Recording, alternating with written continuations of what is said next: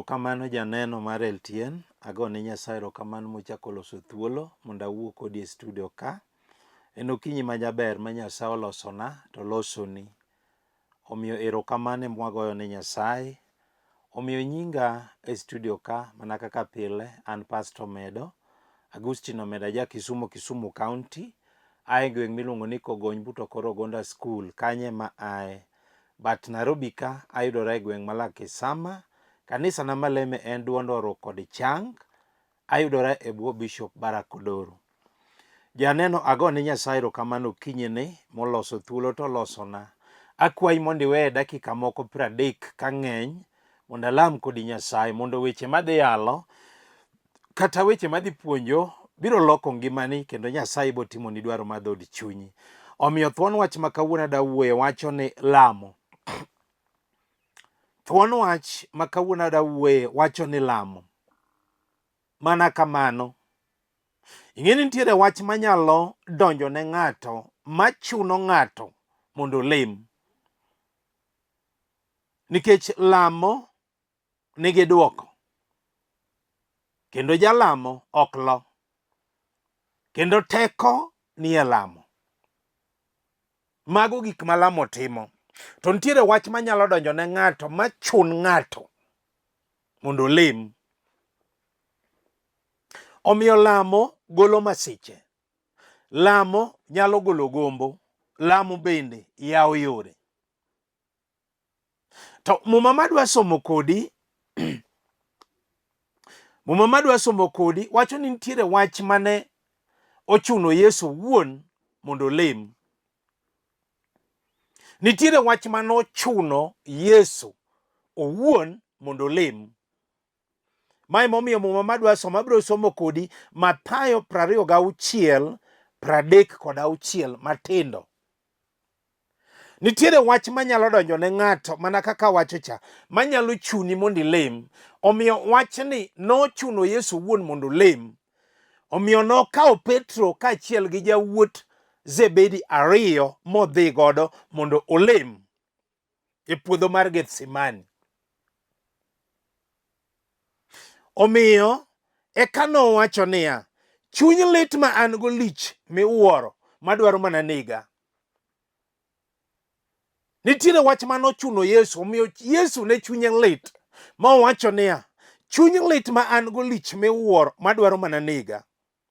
Ma e wach mane omiyo ochuno Yesu owuon mondo odhi e lamo. Kawacho niya, awuora kanyalore to mondo kikombe mar masirani mondo okadha, ok kaka an ema dwaro to mana kaka in emidwaro. Ma emomiyo kinyi ma kawuono ni nitiere ng'ama obedo mos. Chunye lit e wach moro. Paro ma en go dwaro mana negi. To ma nyalo chuno ng'ato mondo odhi e lamo. Nikech awacho ni lamo golo masiche. Lamo golo gombo. Lamo yawo yore. Mago gik ma lamo timo. Omiyo muma adwa somo, adwa ni ikaw mari. Adwa somo kodi Mathayo 26. Wachake matindo 36. Kaw mari wasomo muma. Ndiko mar Nyasaye wacho niya, bang'e Yesu nodhi gi jopuonjrene kama iluongo ni Gethsemane.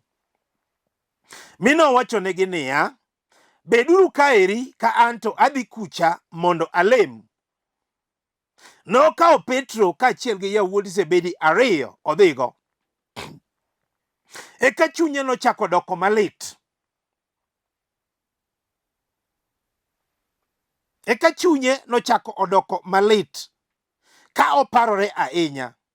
Nowacho niya, chuny lit ma an go lich madwaro mana nega. Beduru ka kukonya rito. Eka nochwalore nyime matin mopodho piny auma. Kulemo niya, awuora kanyalore to kikombe mar masirani mondo okadha. To kik obed kaka an ema dwaro to mana kaka in emidwaro. Janeno nitiere wach mane ochuno Yesu mondo lem. Ma emomiyo nowacho niya, chuny lit ma an go lich miwuoro madwaro mana nega. Ma emomiyo nowacho ni beduru kaendi ka urito adhi kucha mondo alem.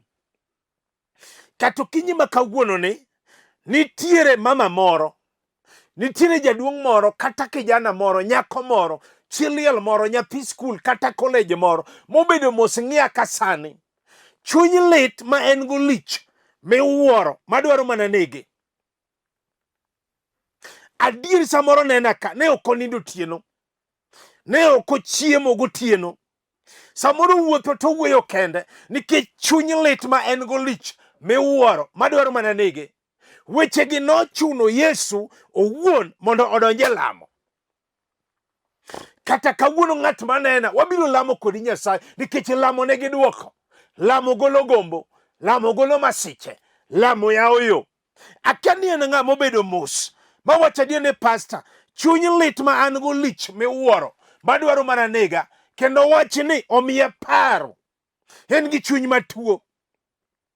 Akia ni en ng'awa nikech 38 matindo wacho ni chuny lit ma an go lich miwuoro madwaro mana nega. Akia ni en ng'at mawacho adier ni pastor, chuny lit ma an go lich miwuoro madwaro mana nega, kendo aparora ne ok anindo otieno, awuotho tawuoyo kenda ka janeko. Wechegi nochuno Yesu mondo owuon mondo olem. Samoro en tuo mithiedho to ok changi, samoro en mar pressure, samoro en mar sukari, samoro en tuo ndulume, samoro en wich bar mochwere, samoro en maringe chogo kata ringe remo. Chuny lit ma an go lich miwuoro madwaro mana nega, kendo iparori. Wachni nyalo mi iparri mibed gi chuny malit ni ta ang'o matimore. Kawuono abiro lamo gi ng'ato nikech lamo timo gik madongo. Samoro ng'ato nena ka mano osemanyo tich, omanyo tich to ok oyudi, ing'ise ni kuja kesho, hakuna kazi. Chuny lit ma en go lich miwuoro madwaro mana nege, kendo parore. To kawuono duoko yudore. Samoro ng'ato nena ka adier midwaro nyathi mondo iting' to tamore, ok timre. Samoro isemadho yath, samoro nyaka jo chemistry ong'eyi gi nyingi, samoro moko nie bwo tanda. Chuny lit ma in go lich miwuoro madwaro mana negi, kendo gini oketie paro. Tawuoro lamo kaka nigi duoko. Mae manochuno Yesu owuon mondo olem. Kata kawuono in bende abiro lamo kodi Nyasaye. Samoro en ich mimako to wuogi dweche 3, ikia gima timore kit ngimani. Kata ng'ato nena ka sani ma en omako to wuogi dweche 3, chuny lit ma en go lich miwuoro madwaro mana nege, kendo gini omiye paro. To kawuono duoko yudore mbele Nyasaye. Awuoro lamo kaka nigi duoko. Samoro ng'ato nena ka dier osemanyo ng'at makende onge, makethone sa kende morodhno godo. Chuny lit ma en go lich miwuoro madwaro mana nege, gini okete nyaka paro. Kata ng'at mapenje nyinge onge, beto jaber adier kendo samoro en figure 8, paro duoke nyaka figure 3.2. Chuny lit ma en go lich miwuoro madwaro mana nega. Awuoyo gi ng'ato kinyi sani mobedo mos kendo winja ka sani, nikech Roho Maler neni kama ibetie. Roho Maler jakony, kendo Roho Maler pok noriambo nyaka nene. Awuoyo gi ng'ato ka nena sani, chuny lit ma en go lich miwuoro madwaro mana nege. Samoro ng'ato nena ka mosemanyo kwe mar ot otamore, ok onyal bedo godo. Nukendoru kweroru muluongo ni mana ni sweet darling, honey, mago tinde norumo, ji luongore gi nying le. Chuny lit ma en go lich miwuoro madwaro mana nege, kendo parore. Akiana bende awuoyo gi ng'ato mawacho adier ni pastor, kare ka ng'ato nigi chandruok to ber mondo olem. Ka ng'ato kale masiche to kare ber mondo olem, nikech lamo nigi duoko. Lamo timo gik madongo. Adier ng'ato nena ka sani ma samoro nowe dichuo, kwe onge otamore. Adier samoro nena ka to odak mana kende, chuny lit ma en go lich miwuoro madwaro mana nege. To kawuono abiro lamo kodi Nyasaye. Akiani ng'ato be winja. Mawacho ni pastor weche miwacho winjo. Ng'ato nena ka dier. Mosepango mondo miyo kendi. Opango to wach ni kethore maruchre chop malal. En nyirok dware. Chuny lit ma en go lich miwuoro. Madwaro mana nege. Kendo ginyosa miye paro. Onge kwiedho chunye. Adier ng'ato nena kasani. Ma eno kendo to mon dhia dhia be ok gichwanyre gi dhako. Omiyo gini omiye chuny lit ma en go lich miwuoro. Madwaro mana nege. To kawuono awinjo ka Nyasaye biro duoko. Nikech lamo nigi duoko. Lamo timo gik madongo. Akiano wuoyo gi ng'ama wachne ne pastor. Ane ma chuny lit ma an go lich. Ne ok anindo otieno. Awuotho to awuoyo kenda ka janeko. Ma emomiyo nochuno Yesu mondo olem. Ma emomiyo nowacho ni wuora, chuny lit ma an go lich miwuoro. Madwaro mana nega. Akiano wuoyo gi ng'ama wachne ni pastor. Chuny lit ma an go lich miwuoro. Gini dwaro mana kawo ngimana. To kawuono abiro lamo kodi Nyasaye.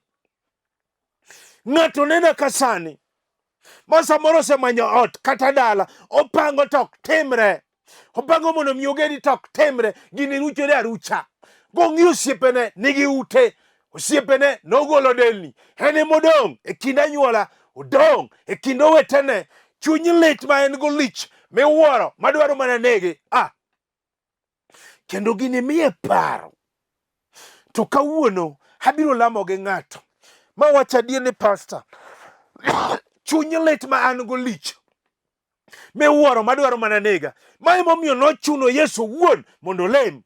Kare lamo nigi teko. Lamo nigi duoko.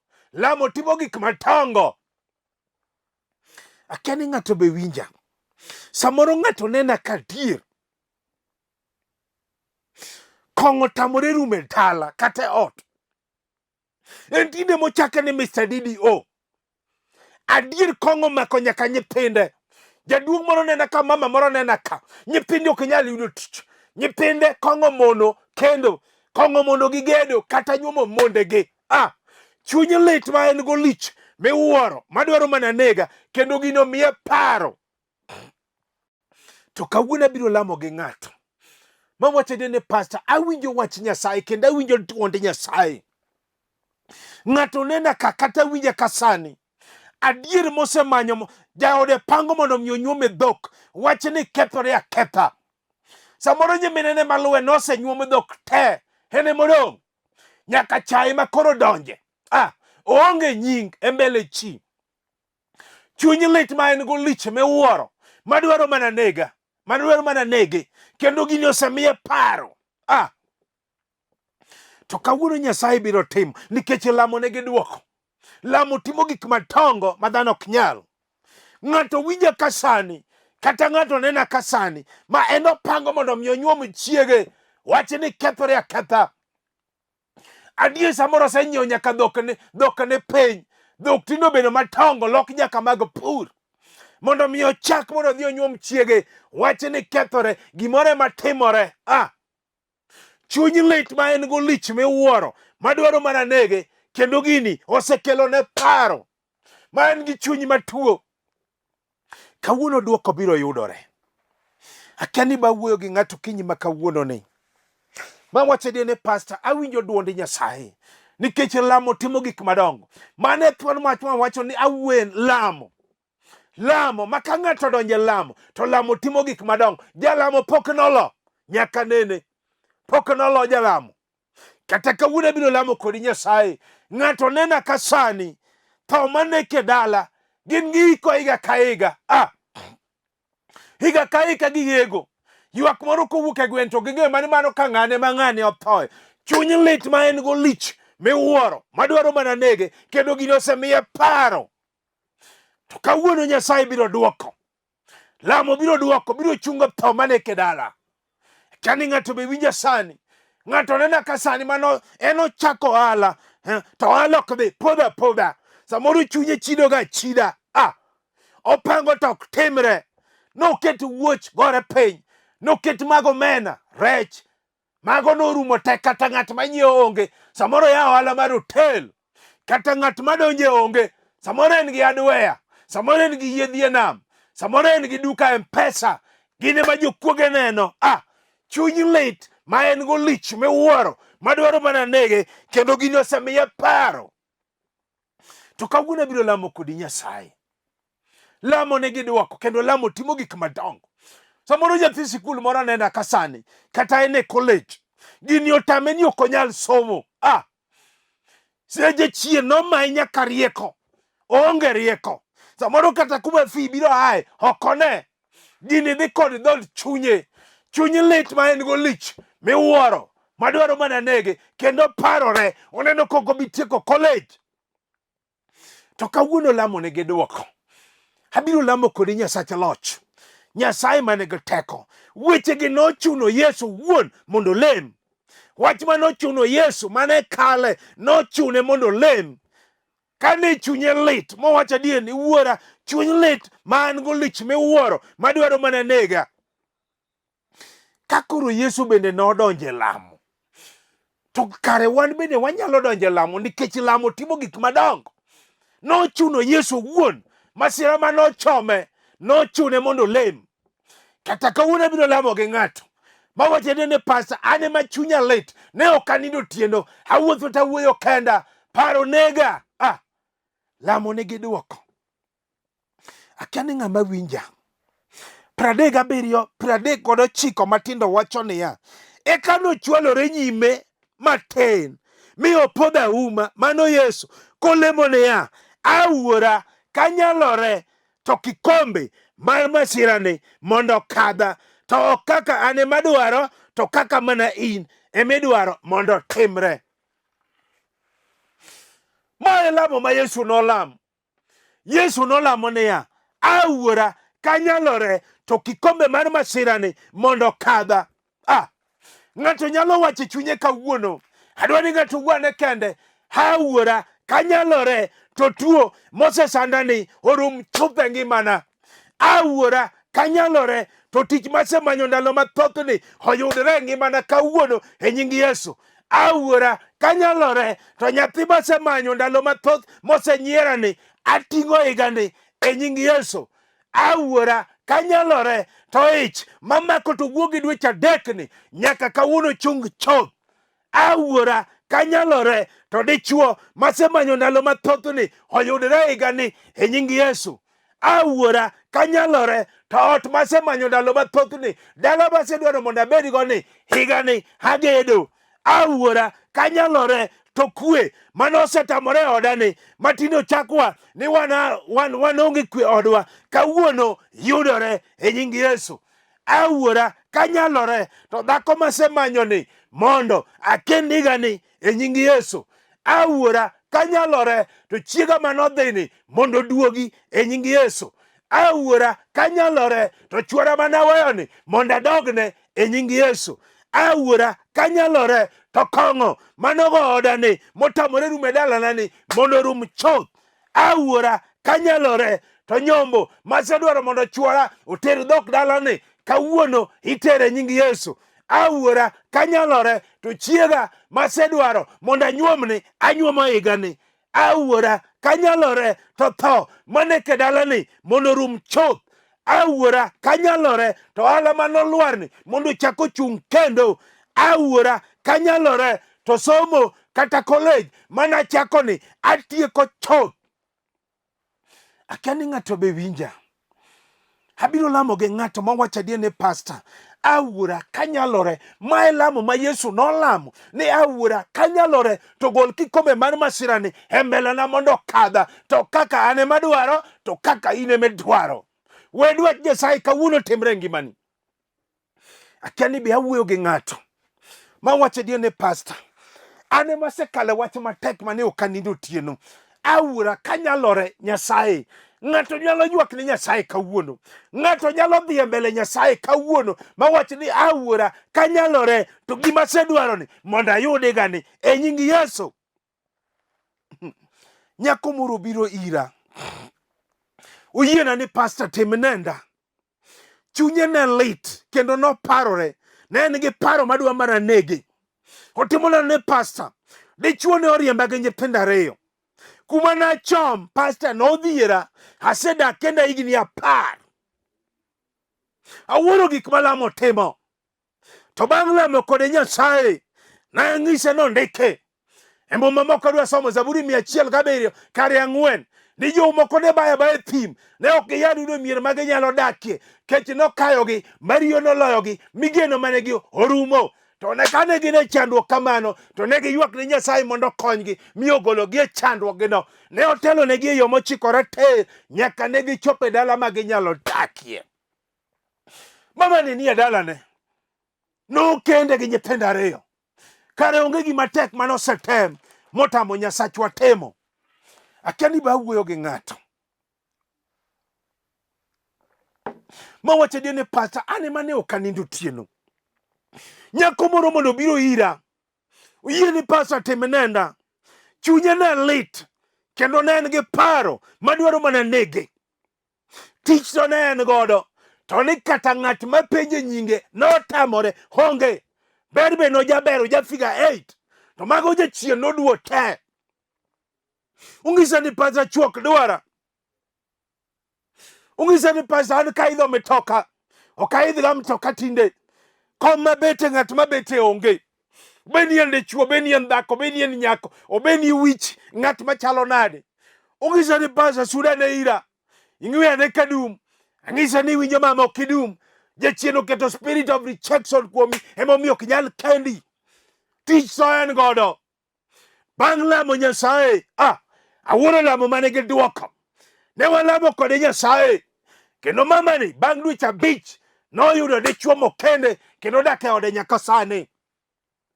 Akia ni ng'ato be winja mawacho ni chuny lit ma an go lich miwuoro madwaro mana niga. Tawuoro lamo mane gi duoko. Kijana moro bende obiro ira, ng'isa ni pastor, ayie tim nenda. Ne en gi chuny malit, kendo ne en gi paro madwaro mana nege. Ne osomo, en kod tigri. E dier dala gi ene mosomo. Jachien notame ni ok onyal yudo tich. Okete oluoko mana mtokni, eko chiem. Ing'e ni jachien nyalo kete tich mane ok isomo. Samoro ng'ato nena ka, otiyo tich ma ok mare. Samoro inena ka, jachien oketie tij ot.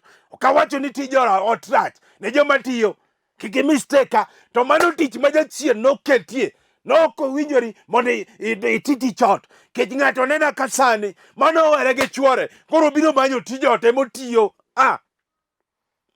Samoro ni samba boy, samoro luoko doria. Nairobi isilika, oria tiloyo nyaka gi somo. Oria golo ni nyaka lewni ma ok onego iluoki. Mano tich mane ok isomo.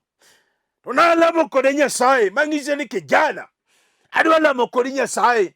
Nikech ondike Jeremaya 29 Matindo 11 ni Nyasaye opango mpango maber. Jachien ema pango ni pango maricho. Ne walamo maduoko yudore ene pinje maoko. Akia ni ng'ato be winja mawacho ni pastor, awinjo duonde Nyasaye nikech abiro lamo gi ng'ato okinyi ma kawuono ne. Chal mawacho ni pastor, lamo nigi duoko nikech lamo timo gik madongo ma dhano ok nyal. Abiro lamo gi ng'ato. Adwa nasom kodi muma mar 2. Wasomo fweny 3, wachake 20 wang'e. Fweny 3 20 wang'e. Adwa nalamo gi ng'ato. Akia ni ne piny mane, haijalishi. Adwa nalamo gi ng'ama ywak, mane chunye lit, mawacho ni pastor ok anindo otieno. Awuotho tawuoyo kenda ka janeko. To kawuono awuoro lamo nigi duoko. Mae manochuno Yesu owuon mondo lem. Inago mamoni lemo. Nikech lamo timo gik madongo. Fweny 3 kare 20 wacho niya, winji achunge dhoot kendo aduong'o. Nyasaye mawuoyo kan pastor Omedo, winji achunge dhoot kendo aduong'o. Ka ng'ato winjo duonda, miyo yawona dhoot. Ka ng'ato winjo duond Yesu, moyawo ne dhood chunye, to anadonji ire kendo anachiem kode, to en bende nochiem koda. Jal moro ne mama moro ne winje kayalo ka. Mana kaka kora yale lolwelo TV ne. Aja wacho ga ni Mak TV, hamigo chonge peny.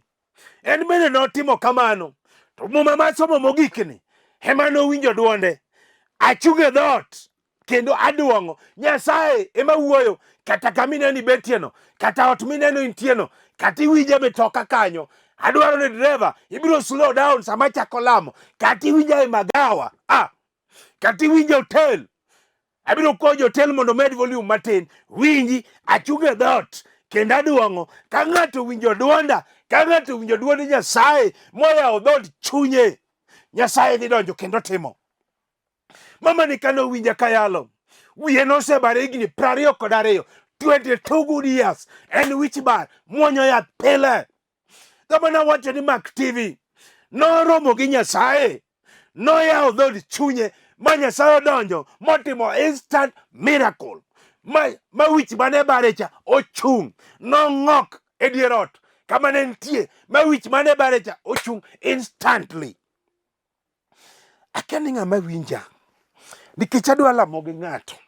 Winji achunge dhoot aduong'o, Nyasaye maduong'o, ok an Pastor Omedo. Ka ng'ato winjo duonda, ka ng'ato winjo duond Nyasaye kawuono moyawo dhood chunye, kata obed ni tuo mar kawo higni adi, kata obed nyathi ema ne dwaro, kata en kend, kata idwaro mondo kendi, kata idwaro ot, kata idwaro nyombo, kata idwaro kong'o rum e ot, kata idwaro ich mane osechwer, gimoro amora kawuono yudore. Akia ni in e piny mane, akia ni in Mombasa, akia ni in Kisumu, akia ni in Eldoret, akia ni in Busia, akia ni in Bondo, akia ni in Oyugis, akia ni in Migori, akia ni in Kendu Bay, akia ni in Nakuru, akia ni in Mombasa, akia ni in Mount Elgon, akia ni in Nairobi ka, akia ni in Machakos, akia ni in e piny mane. Wea ne gimitimo. Ginyalo mako TV temake, ginyalo go chonge penye tego, nikech teko biro wuok ka to timo gik madongo. Walamo. Agoni erokamano Nyasacha loch. Akawo janeno ni akete lweta, akawo mama ni, akawo jaduong' ni, akawo nyako ni, akawo chiliel ni, akawo nyathi sikul ni, akete lweti Nyasaye. Dhiye kama entie, ne kaka chunye na lit, ne ok onindo tieno, paro ne nege. Nyasaye dhi kama entie mondo itimne gima odwaro. Alamo kan gi yie ni timone e nying Yesu majawar. Janeno mana kaka wacho ni nyinga en Pastor Agustino Omedo. Aja Kisumu County. Ae gweng' miluongo ni Kogony buto Korogonda School. Ajal mowar kendo janeno mopong' gi teko mar MALER. Alemo gi kanisa maduondo kod chang. E piny Nairobi ka ayudore gweng' Malakisama e bwo Bishop Barakodoro. Erokamano ni askofu wetu Archbishop Mama Winnie Owete. Nyasaye mondo gwedhi mama kamora mora ma intie. Adwa we namba na mondo watude sach Nyasaye. Kapok aweyo tago erokamano ne jololwe TV te. Samo Chola mano director malolo TV. Nyasaye mondo umna i ndiko kelo kamora ma entie nyaka director na makawuono. Nyasaye mondo gwedhu wiyo kowil go siep na miluongo ni Tobias maja Kendu Bay. Tobias, Nyasaye mondo gwedhi un joneno malolo TV chieng' Ngeso. Nyasaye mondo gwedhi, ang'e ni nena kasani gi jogi minenago. Nyasaye mondo gwedhu kendo umu mathoth. Namba na mari sima we mondo watude sach Nyasaye 0726843941. Namba na 0726843941. Namba machielo en 0750383499. 0750383499. Kao kamano to Nyasach kwe mondo gwedhi ka watudore. God bless you.